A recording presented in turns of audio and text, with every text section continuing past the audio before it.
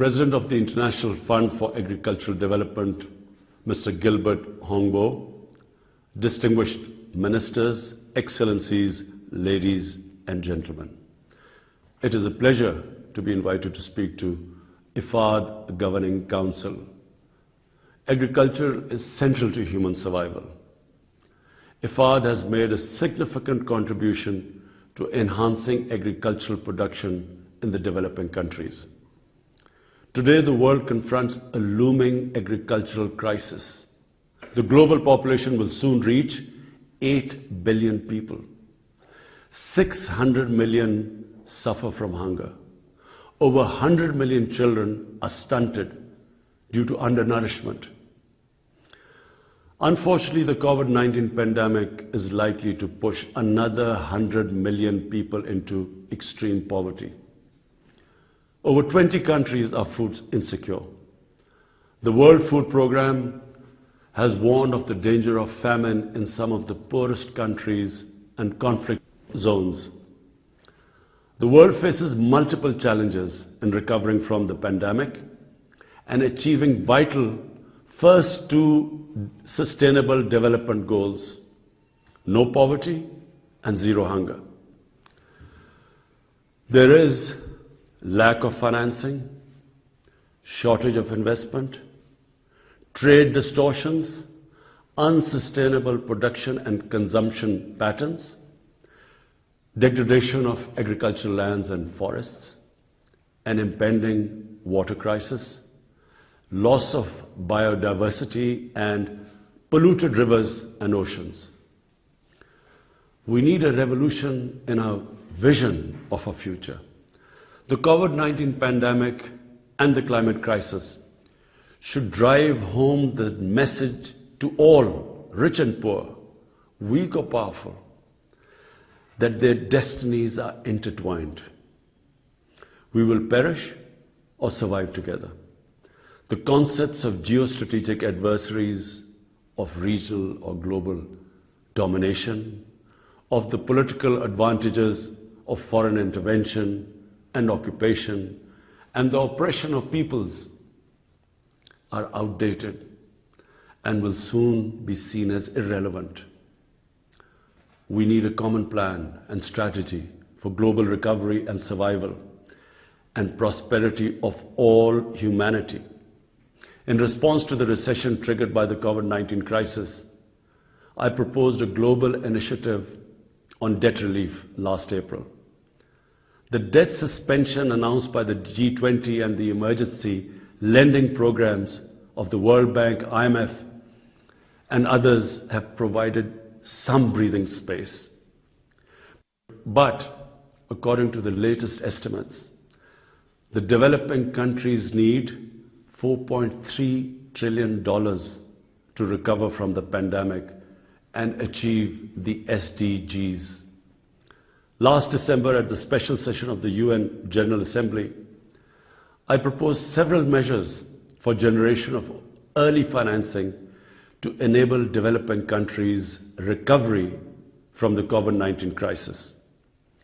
These steps include comprehensive debt relief and restructuring, the creation of $500 million in SDRs, larger concessional financing, and measures to halt and recover illicit financial flows from developing countries to haven destinations and to richer countries. But if we are to end poverty and hunger, we will need to go much further. I propose a 5-point agenda. First, we need to invest in sustainable agriculture infrastructure to facilitate transport, production and distribution of agricultural inputs and food products. The green lanes created by China are a good example. Second, governments need to more actively ensure adequate and fair prices for agricultural and food products. The so-called magic of the marketplace should be balanced with the very visible hand of the state. We in Pakistan have suffered from market manipulations by monopolists and hoarders. Farmers should not be left to the mercy of the corporations. At the same time, international agricultural trade must be rationalized. The huge agricultural subsidies provided by certain richer economies distort global markets and make it impossible for farmers in the developing countries to compete. Third, the new and breakthrough agricultural technologies and techniques must be consciously applied to enhance food production, ensure efficient usage of water and land, and above all, improve seed quality. IFAD and the FAO can play a major role in this context. Fourth, the adoption of digital technologies is as vital in agriculture as in other economic sectors. Ensuring internet and broadband access to the rural areas will be vital for their integration into national and global supply chains.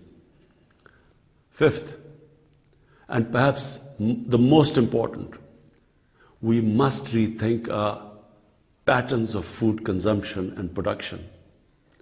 We can eat better, and many of us would do well to eat less. We can produce food with greater respect for nature. We can stop the pollution of our lakes, rivers, and oceans. We can produce more with less water and without dangerous chemicals.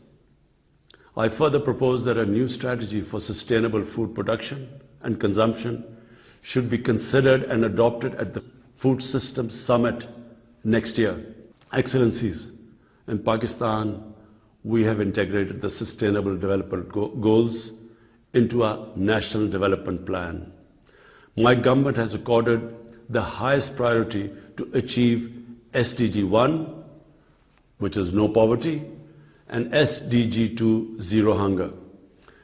Despite our financial difficulties, during the COVID-19 pandemic, we provided a relief package of around $8 billion.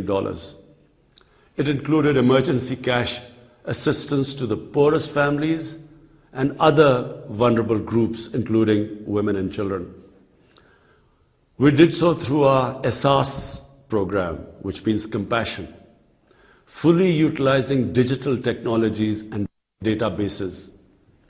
This was the largest poverty alleviation program in Pakistan's history. Agriculture sector, which had to grapple with the twin challenges of COVID-19 and locust attacks, which we were subjected to last year. But it continues to have my utmost attention. Budgetary allocation has been increased almost 3 times. Growth target for the current year has been set at 3.5%. We are also engaged in one of the largest reforestation programs in the world. We plan to plant 10 billion trees over the next 3 years. We will also set aside 8 large areas as national reserves or national parks. Under the China-Pakistan Economic Corridor, agricultural modernization has been included as a vital element of our development strategy. This will move us significantly towards combating hunger and poverty. Excellencies, the national efforts of developing countries like Pakistan to promote sustainable development and eliminate poverty and hunger can only succeed through international cooperation. We desire such cooperation with all countries. We greatly admire the role played by IFAD in promoting such cooperation. I wish you all the success in the important deliberations of your current session. I thank you.